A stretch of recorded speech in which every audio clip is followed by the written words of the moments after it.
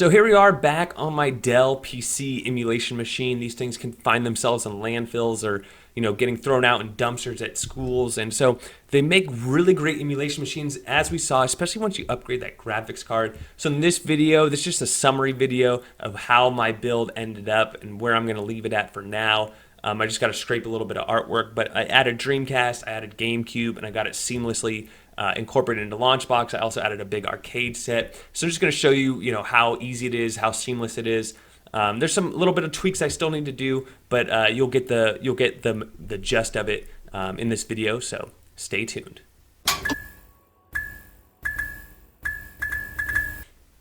Hello YouTube, welcome back to my Dell PC recycling emulation machine build. And if it's your first time in the video, basically I took an old Dell, put an SSD in it. It already came with 8 gigs of RAM, already had the i5. It's the Optiplex 3020. And then I also added in the graphics card, which is a huge improvement, especially for Dreamcast, Gamecube, Wii, all those advanced systems that could take advantage of it. So display adapters, Nvidia GT 1030. I'm running the DDR4 version, I want to say, the lower end version, not the DDR5 version. A lot of people mentioned that in my last video. I was trying to go on a budget here. If you are going to do some PC gaming or have an extra 20 bucks, definitely go after that DDR5 card. Or, as many people have mentioned as well, you can get the GTX 1050 Ti, which would be even better. But to me, you're no longer really in a budget. You can really get a pretty nice laptop by the time you pay for the Dell and a 1050, etc., etc. So here we are. What I've done since I've showed you the video last is this thing only had a 250 gigabyte hard drive. What I probably would have done is added a 1 terabyte, but I didn't want to. I wanted to do this super cheap. So on that LaunchBox build that I showed you, it's a pre-set up build. What I did is I actually deleted all the videos. In LaunchBox here, I think it's under, I forget where I deleted it from, but there is a videos file here, and I deleted the majority of the videos. Yeah, these are just some extra stuff that I had laying around. And what I also did though is I added all my systems, PlayStation 2, Dreamcast, Dolphin, Citra, all that stuff is now in the added to this build. So deleted the video files, which freed up like 50 gigabytes. So now this 250 gigabyte SSD still has 27.5 gigs free. I added a ton of Sega Dreamcast games, and it already had Nintendo 64, and then I added GameCube, a few games. I haven't scraped the artwork yet, but F-Zero, things like that. And you can see just a really quick demo. When you double click, should open the correct emulator, and I'm rocking and rolling. So I got this all seamless now, and I can boot it into full screen automatically. I have a couple of options here.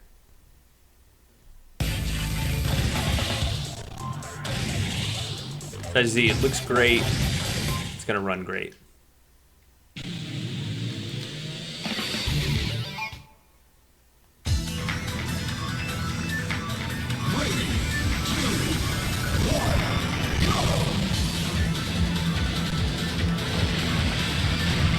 And I have Mario Kart, all sorts of great games for the GameCube. And with those extra gigabytes, I can add some more games, no problem whatsoever. This build isn't my build. That's why I don't want to throw a bunch of money into it. I just told a buddy of mine that I would set it up for them the way they gave it to me, which is with that 250 gigabyte SSD. But as you see, it's pretty fast, like the LaunchBox and the gameplay and everything, and it's all done for, they got the computer for free, graphics card was $65, SSD was lying around, but you can get an SSD for fairly cheap, or just use the stock hard drive. So let's just say that's a sunken cost. You can do that pretty much with a stock 500 gigabyte spinning disk if you wanted to. That typically comes in these units. And so that's it's like a $65 investment. You got the PC for free. Those PCs can be found, refurbished and things like that for like $100 bucks. But this thing should outperform most, basic, well, for sure single board computers. But I'm even thinking like the Nvidia Shield and some of these other media centers in that $200 price range or so, this could definitely beat those, especially if you got the nicer GT 1030.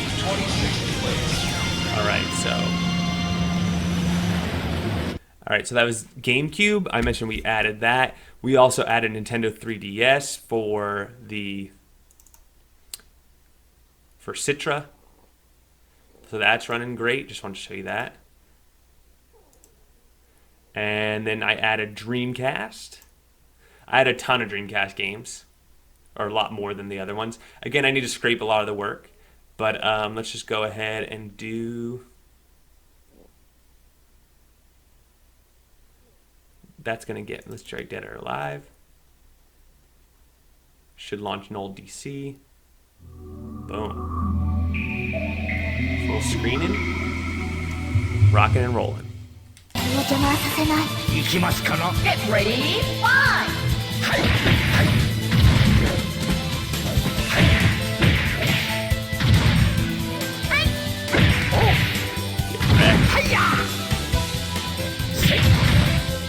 This looks really good. Hit her over. Oh, you can't hit her over.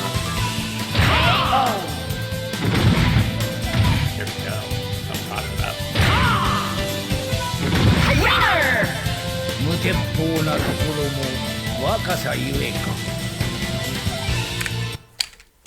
All right, and then we escape out. Oh, the other thing I added was Sony PlayStation 2 and a bunch of Sony PSPs. Not a bunch, but a few for that. Just show you Wipeout really quick.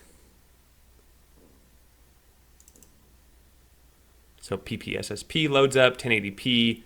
I can change all my settings, things like that. And then Sony PlayStation 2, I only added a few games. All right, there we go. And as you see, it's loaded up. Okay, I'm just gonna escape out. You guys get it, right?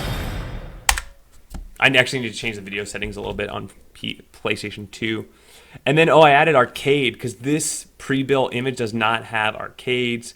And these have logos because I took them from a ROM pack that had logos already, if you're wondering why. So, got a ton of arcade games. Let's go ahead and just load one. Where's a game I want to play?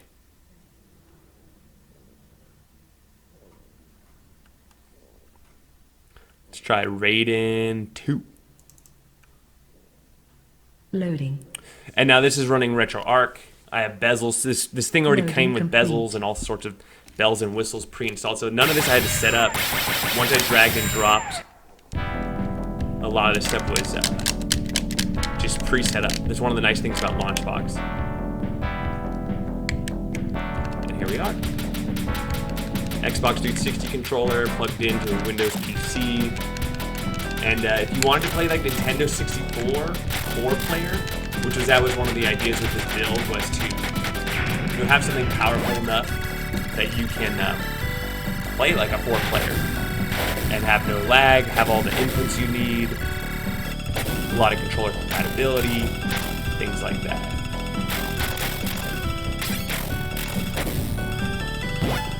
So you guys get that, start select out. You get these cool little game over screens. And that's the build. How many do I have total? So I have almost 22,000 titles, 21,908. And, as I mentioned, get some more space on here. You can really expand it out. But so far, I'm really digging it. You can do big box. So by deleting the video files, big box is not as flashy as it once was.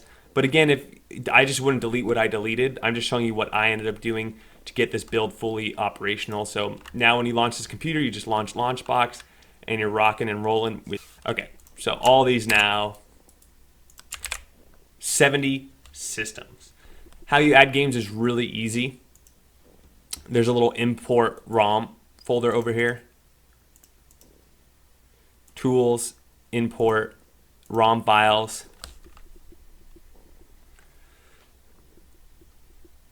And then you would just go and you'd find the folder where your ROMs are at. I'm just going to go ahead and pick a folder that I already have. Let's just say I was adding my Dreamcast games again. And You pick the system. So it already pre-populates a lot of the systems. So like PlayStation 3, PlayStation 4, like look at it, it's all pre-done for you. And you would just, go to, what did we decide? Oh, we're doing Sega Dreamcast. And then you go next. And then you can even pick which emulator you're going to use that are of the pre-installed emulators, or you can add a new emulator at this point. And then you'll go next. And then you can have these choices whether to move them. And then you can get metadata. So I didn't do this. It takes a little while, so I skipped this step. I'm going to do it later. And then you go next, and then you pick out what artwork you want, if any, next, and then you just do it. So I'm going to cancel because I already did it. But if you're wondering like how I added Dreamcast, PlayStation 2, PSP, arcade games, it was that easy. And again, if I had way more hard drive space, I can add more. So there you go, carts. You can change all your images. It's really cool. 3D carts. LaunchBox is really cool, really customizable. I don't think I have all the 3D carts here, but let's go Game Gear. Okay, so we just have logos there. Screenshots. Yeah, we got screenshots. So pretty cool. And with the SSD, these things are, look how fast it populated the whole screen. You can zoom in as well. Go a little bigger. It's really a lot of fun. Like the whole experience is great. So I feel really good about this build. I really like it. That's how I did it. If you want to see performance benchmarks, how I started out, check out the previous videos. There's a whole playlist on this. There's about 4 videos in the series. Let me know what you all think about it. Should we do something next? Should we change something? And if you enjoyed it, don't forget to like and subscribe. And we'll catch you guys on the next one.